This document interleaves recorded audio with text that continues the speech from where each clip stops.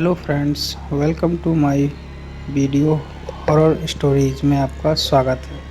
ये कहानी एक डॉक्टर की है, सच्ची कहानी।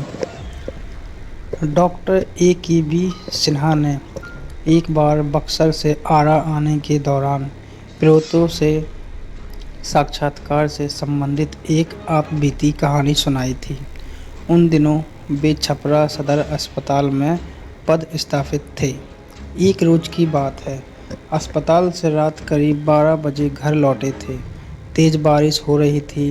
उन्होंने अभी अपने कपड़े भी नहीं बदले थे कि दरवाजे पर जोरों की दस्तक होने लगी। मैंने दरवाज़ा खोला तो देखा एक 20-22 साल की लड़की खड़ी है।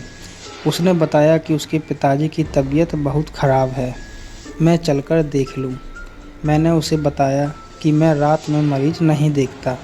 इस पर वह बहुत गिड़गिड़ाने लगी।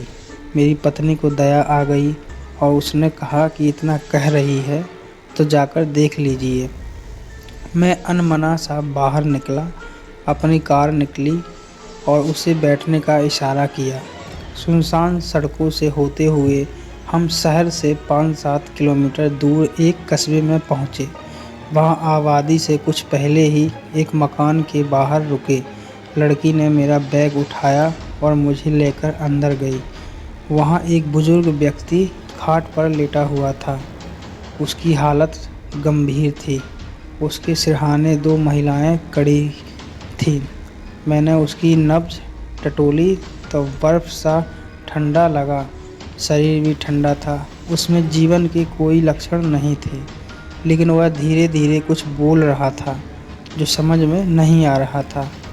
मुझे कुछ समझ में नहीं आया तो उसे एक इंजेक्शन दिया और एक दवा खिलाने को दिया।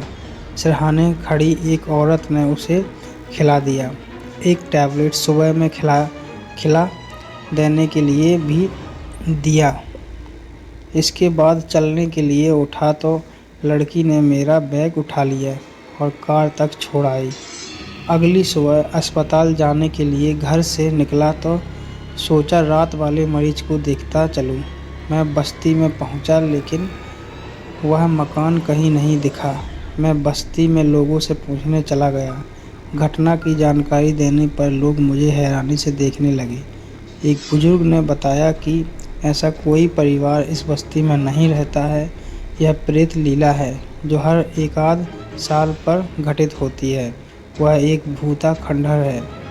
आप वहीं गए होंगे। आपने इलाज किया इसलिए बच गए, नहीं तो मार डाले जाते। मैं भूत प्रेत पर विश्वास नहीं करता था। इस पर बस्ती के कुछ नौजवानों ने कहा कि उस जगह पर चलिए जहां वह मकान था। मैं 2-3 लोगों को लेकर वहां पहुंचा तो वहां पूरी तरह खंडहर था। उसमें मकड़े का जाल भरा हुआ था। काफ़ी गंदगी थी। वहां मेरी कार के पहिए का स्पष्ट निशान दिखा और खंडहर में मारा इंजेक्शन और दवा पड़ी थी। मैं चुपचाप वापस लौट आया और घर पर पत्नी और बच्चों को यह बात नहीं बताई। कुछ महीने बाद मेरा तबादला हो गया। दूसरे शहर में जाने के बाद पत्नी और बच्चों को उस रात की घटना की पूरी जानकारी दी। आज भी उस रात की याद आने पर सिहर उठता हूँ। दोस्तों, वीडियो अच्छी लगी हो लाइक करें, कमेंट करें और चैनल पर नए हो तो चैनल को सब्सक्राइब ज़रूर करें।